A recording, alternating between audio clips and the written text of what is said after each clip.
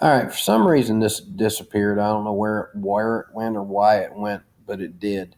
So I'll be posting this to my YouTube channel so that doesn't happen anymore. But what we're going to talk about here is Channel 3, the well-being, or Chapter 3, the well-being of the first responder. We're going to talk about emotional aspects of emergency care, BSI, and scene safety. That's the most important things. So, first responders encounter stress. Stress is an emotionally disruptive or upsetting condition that occurs in response to adverse external influences.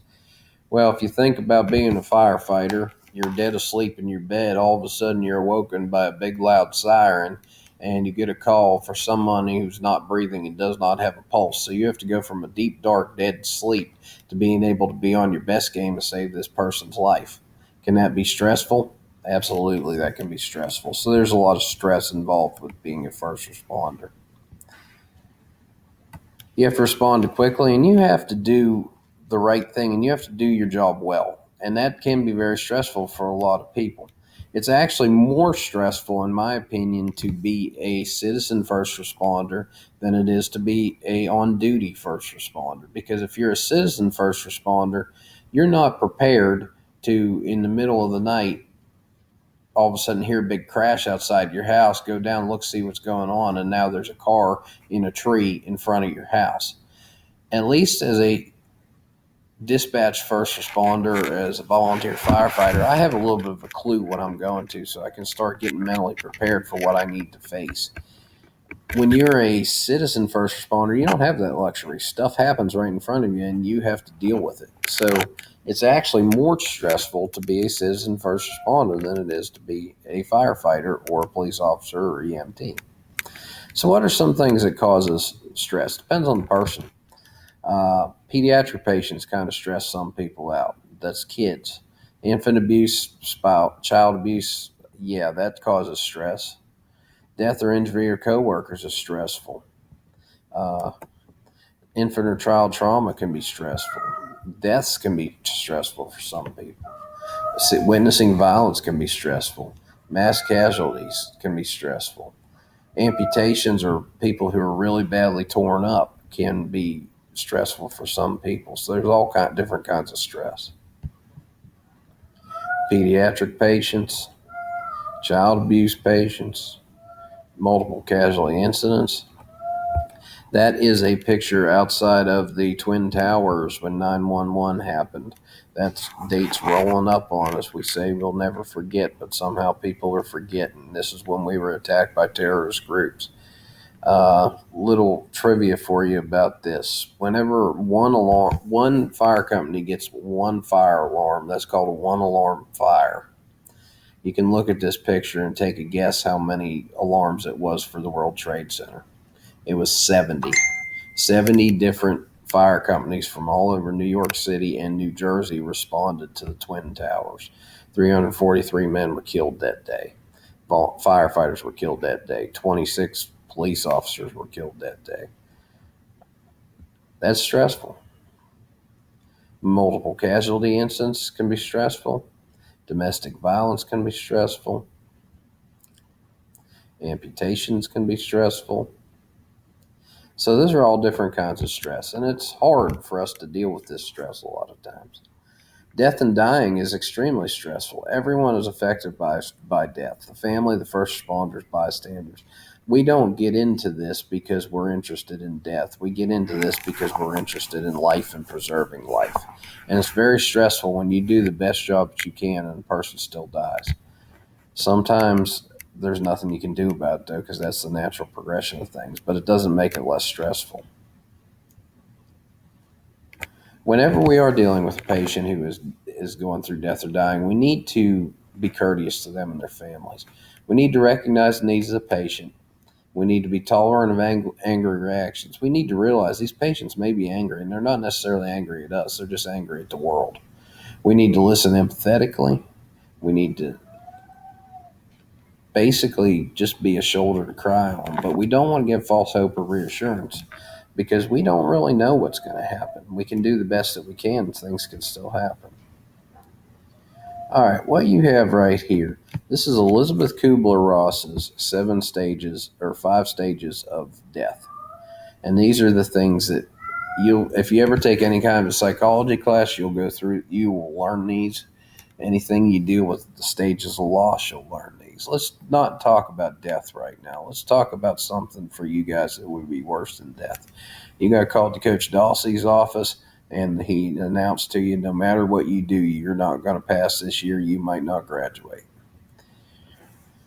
You would go through these stages. The first thing would be denial. Your answer would be no, there's no way, no, somebody made a mistake. It's absolutely not. Next step you're going to be is anger. You're going to be furious. What do you mean I'm not going to graduate? You're kidding me. There's no way that's going to happen. Bargaining is the next step. Okay, I didn't do any work all year, but let me do 2 weeks worth of work in a night, and I'll be able to bring my grades up to a D so I can graduate. At some point, it might sink in on you that there's no human way to do a year's worth of work in a night. And you probably get hit by this sense of depression, like, oh my God, what's going to happen? And then at some point, because life has to go on, you would accept the fact that you're coming back for another year, and you would move on with it. No, you wouldn't like it, but you would have to accept it, because you don't want to get stuck in one of these other stages, because you can't ever move on with your life, and that's an issue. All right, so what are some warning signs of stress? Irritability, inability to concentrate, difficulty sleeping or nightmares, or too much sleeping, loss of appetite, anxiety, guilt, desire to be left alone, inability to make decisions. These are all warning signs of stress. If you see these in people, we need to help them out and make them aware. Would that be stressful? Probably.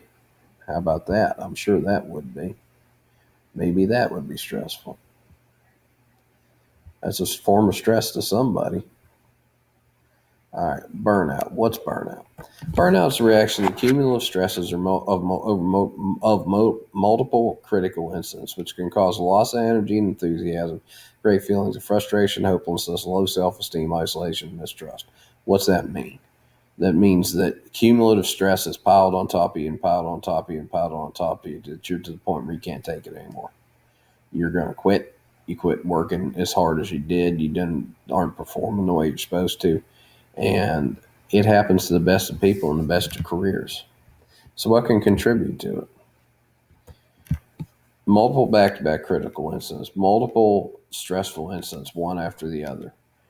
Public hostilities. Look at what the police officers are going through right now. You have people marching around the country threatening to kill the police officers. Do you think that would be stressful for them, based on things, either one, where other officers have had to shoot people that were really deserving of being shot, or based on a bad decision by one bad police officer 1,000 miles away? So there's definitely public hostilities can contribute to burnout. Bureaucratic obstacles, having to get around red tape, can be extremely stressful and cause burnout. People working overtime, too much overtime, and crappy working conditions. It's not a good place to work. It's a hostile work environment. That all leads to burnout. Working shifts actually will contribute to burnout. Some people love working shifts. Some people hate working shifts. But if you're working 24-hour shifts, yeah, you get 2 days off in between, but you might sleep one of those whole days because you ran for 24 hours straight. That can be stressful. These schedules can be stressful on a family, stressful on a marriage. When you get home at 7 o'clock in the morning and your kids are getting ready to go off to school, and your wife's home and she wants to do something with you because she hasn't seen you for 3 days, you're going to go without sleep, and that can be stressful for anybody. The other thing that's stressful for first responders and leads to burnout is their diet. A lot of first responders eat 3 meals a day from ordering out of this loudspeaker at McDonald's, and that's not good for them. A unhealthy diet is one of the number one problems that a lot of people in EMS suffer from. So how do we minimize the stress? It's actually easy. One, you work with more experienced responders and you follow their lead. You don't get yourself in a situation where you are the first person there and you're in charge of everything and you don't know what's going on. Because sometimes even when you are in charge of everything and you don't know what's going on, it's still stressful, even if you have 20 years experience. You want to make sure that you're good with your skills, because you don't want to have to be thinking about your skills when you're trying to reason out all this other stuff.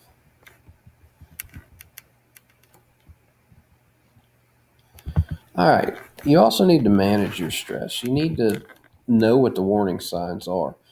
You might need lifestyle changes. You might need a better diet. You might need a better sleep environment. You might need a different shift. You might need something different. When you need to balance your work, your recreation, and your family. A good friend of mine was a softball official for years. And I asked him one time, I said, "How on earth did you ever go from being the chief of Baton Rouge EMS to being a softball official?" He said, "It's simple. Softball has nothing to do with emergency medicine." And that was one of his ways that he coped with his stress. Uh, Family and friend responses. Pay attention to how people react to you, because you might be in a bad way and not even realize it. And read their cues. And if worse comes to worse, seek professional help. There's people out there for you to talk to.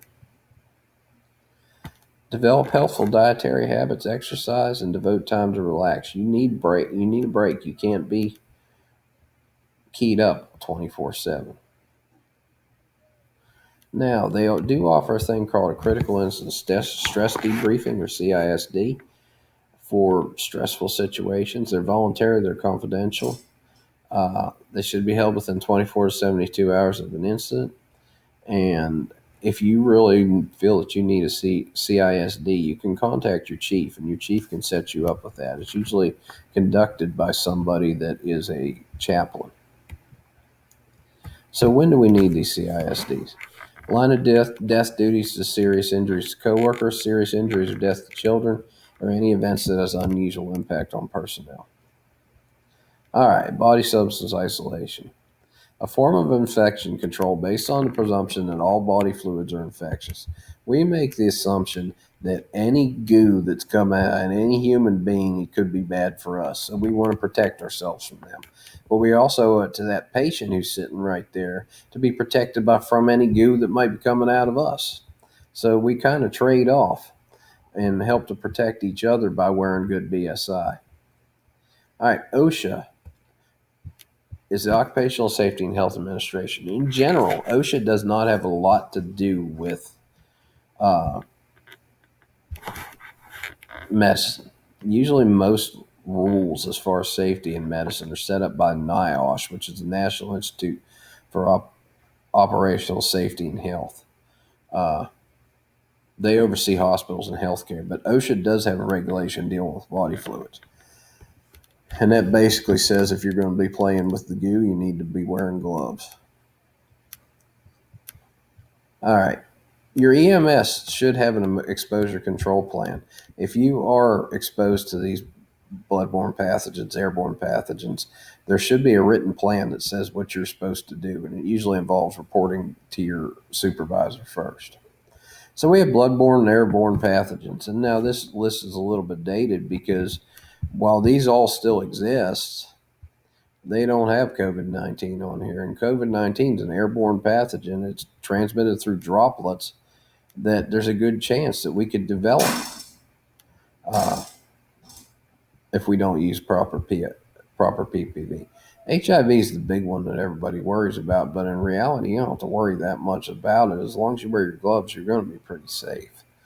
Tuberculosis is probably more dangerous than HIV, because tuberculosis, people have it and you don't even realize it. Hepatitis is another one. This is bloodborne. This is bloodborne. This can be bloodborne, but it's mostly contact. This is airborne, and all these other ones are airborne. So airborne is as big a danger as bloodborne. As far as our PPE that we wear, this is a basic PPE kit. If you get a kit with PPE in it, this is what it has. This is a pair of glasses. That's to protect you from droplets in your eyes. This is a mask with a shield over it to protect your eyes and your mouth. This is just a regular mask, like a hospital mask, like everybody's wearing now. These are gloves. This is a nitrile glove. This is a latex glove. These are a no-no. You don't want to wear these anymore. People are allergic to latex and it makes them sick. And then finally, this blue thing down here is an N95 respirator. An N95 respirator is really the only thing that's going to keep droplets out of your system. This will help reduce them. This will eliminate them. So there's somebody in her fancy protective eyewear. All right, this is a patient someone who's wearing the proper PPE to treat spurting blood. They've got a mask with an eye protector. They've got glasses. They've got a gown to keep it off of their uniform, and they've got gloves. Now, the question I always get is, if I see somebody bleeding like that, am I going to have time to put this on? The answer is yes, because nobody ever bled out in 20 seconds it takes for you to get a pair of gloves on.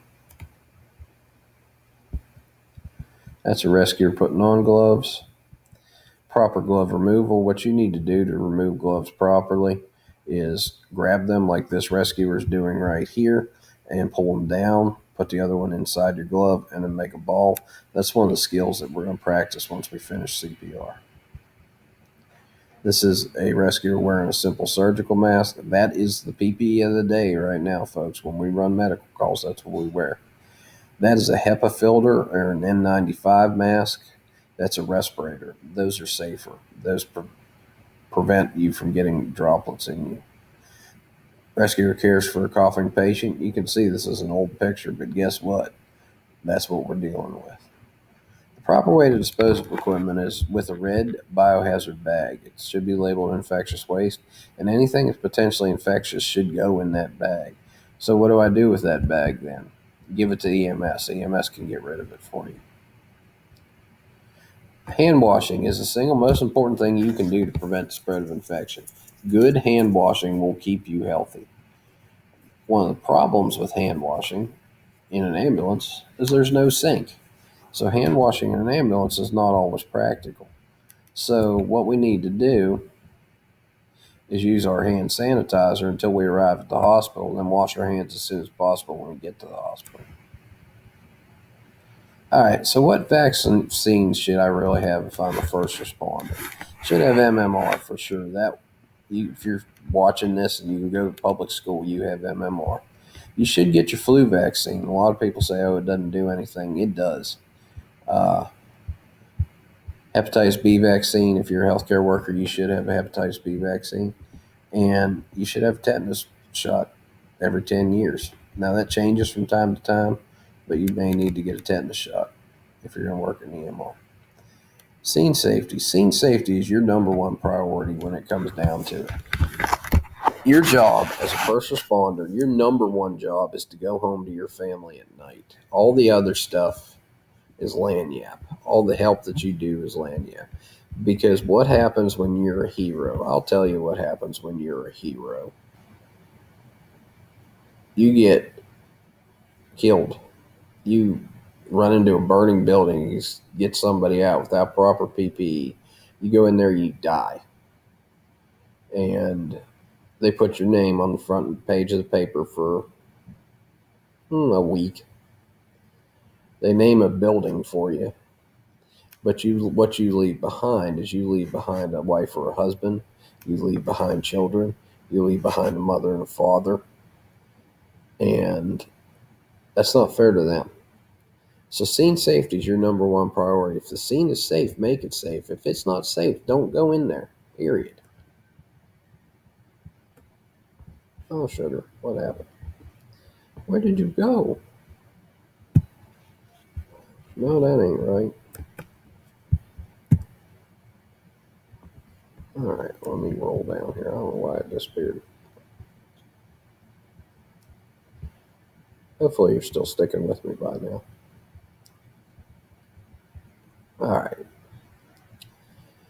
All right, scene safety. You can read what a scene safety is. And this is something I just said. Now here's a question. Is it safe to approach this patient? The patient is right here. Is that safe to approach?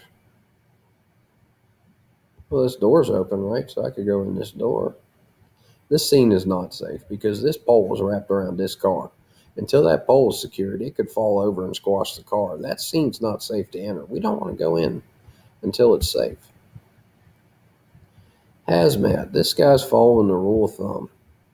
Is it safe to approach the patient? The patient's way down here by this valve. You can kind of see him laying there. Is it safe to approach that patient? And the answer is no, it's not, because he doesn't have the proper breathing apparatus to go down there and see what exactly that is. He's trying to figure out what that is. If it's just propane, he could probably go down there, but there might be too much CO2 and he might get knocked out, or it could spark off. And what's he going to do in his sprint unit? Not a darn thing. He needs to have the fire department there to come control this scene and make it safe for him. What about this scene? Is it safe to approach this patient? It's just a guy laying on the floor. If I'm this person, the answer is no. No, it's not. Because one, look at where he's at. He's at a bar. You got a guy laying on the floor of a bar. You got two guys just sitting there looking at him. They're not in any big hurry to help this guy. So then the question is, how did this guy end up on the floor? Did he get drunk and pass out? Did one of these guys put him on the floor? Did he get shot? We don't know. So because of that, that might not be the safest scene. In a scene like this, we're going to contact law enforcement, and we're going to try and get law enforcement to come and make the scene safe for us before we even enter. But the other thing we need to do too is keep our head on a swivel, because what happens if this guy says, you come in here, you start tending to the patient? Well, did anybody see what happened? Anybody know why he's on the floor? This guy pipes up and says, yeah, I put him there. And now I'm on my knees. This guy's up over top of me. And when this guy then adds, I put him there, and if you touch him and help him, I'm going to put you there too. You don't got a safe scene. So what do? We back out of there. We head for this door and we skin out. Something you always need to remember. If there's potential for violence, anything that can be picked up can be a weapon. All right? This guy's holding a pole. He's old. Just because he's old doesn't mean that he's not a hazard. Think about all the stuff that he could hit you with here. He could pick you up and hit you in the head with a beer keg. That would hurt. He could hit you with a bottle. There's chemicals. There's a mop. There's all kinds of stuff that he could whoop you with. So that's not safe to approach that patient. We need to get that patient calmed down and get him to come out of that unsafe area. Do not let bystanders become ill or injured. Now, our job is not always scene control. That's usually police's job, but sometimes that job falls to us, especially if the police are busy trying to get the patient to put down a stick. So keeping the scene safe is part of our job too. If it's not safe, make it safe. If it's unsafe, don't enter. Rescue. If you see something where a rescue situation has to take place, it requires special training, special equipment, and special PPE. If you don't have that, don't attempt to rescue. Take a look at this. This is an interesting picture. This is one of the most unsafe pictures I've ever seen. You got this car hanging up on this guardrail. You got this guy underneath the car. You got this guy monkeying around over here with the car, doing something to the car. You got these guys up here working on this car. And you got a guy underneath it. Then you got 3 or 4 more guys just standing around. What happens if this car shifts? This guy's dead. So we don't want that. We need to be aware whenever we're doing these rescue scenes, there's always a risk of danger. And we need to make the scene safe. We don't want to do foolish things like this in the process of trying to make the scene safe. Hazardous materials. If you suspect hazardous materials, that's time for the Haz Mat team, not you. You're not Superman. You don't have super lungs. If that cloud of chlorine gas shifts and blows in on you, you're going to die. So we need to, if it's hazmat, we need to be aware of it. If you think there might be a hazmat incident, they sell this orange book. It's called the Emergency Response Guidebook. The newest edition is 2016. So they're probably due to come out with another one. But they also have an app for your phone that makes looking this stuff up even easier. The trucks that transport hazmat have these placards on the side of them. They tell you generally what is inside the truck. So knowing what these placards mean, or even knowing where to look them up, might make the difference between you being safe and unsafe. All right, this picture right here shows why a respiratory N95 mask is useful. This is a man coughing. That's probably a good 2 to 3 feet away from him. That's how COVID is getting spread right now, folks. That's why they are telling people to wear a mask.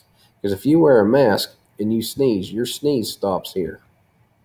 I don't have to run the risk of breathing it in. Does your mask help to protect you breathing in that air? Yeah, some, but it's more to help keep yourself and keep your goo on you. There's some examples of placards. That rescuer decided to call for Haz Mat. Haz Mat went and got the victim. They brought him out. They set up a treatment area. They disinfected the victim. Now your medics can start taking care of them now that they're disinfected. Motor vehicle crashes. This is one of our big things that we respond to, and we need to identify and reduce potential life threats. The other thing you need to be aware of with a motor vehicle accident, rollovers, they can happen before you start fooling around with the rollover. The car needs to be stabilized. If you arrive on scene and the guy who's in here starting to climb out the window like Bo Duke, tell him to stay put until they get the car stabilized. A lot of times that's people's first reactions. Oh, I got to get out of the car. Well, if they're hurt and that car rolls on top of them, they're going to be hurt even worse. So stabilize the vehicle before you try and get in or out of it. All right, violence. Violence scenes should always be controlled by law enforcement personnel before the first responder provides patient care. Remember I said he's there because I put him there? This guy ended up being a witness. This guy never even moved, and the guy in the purple jacket's gone. So, a scene like this, we might need law enforcement to come and set up the scene and make it safe for us. All right, folks, I don't think I did as good a job with it this time as I did on the last one, but this one will still exist because it's going to my YouTube channel. So if you have any questions, email me, talk to me in class. You know the drill. All right, thanks, guys.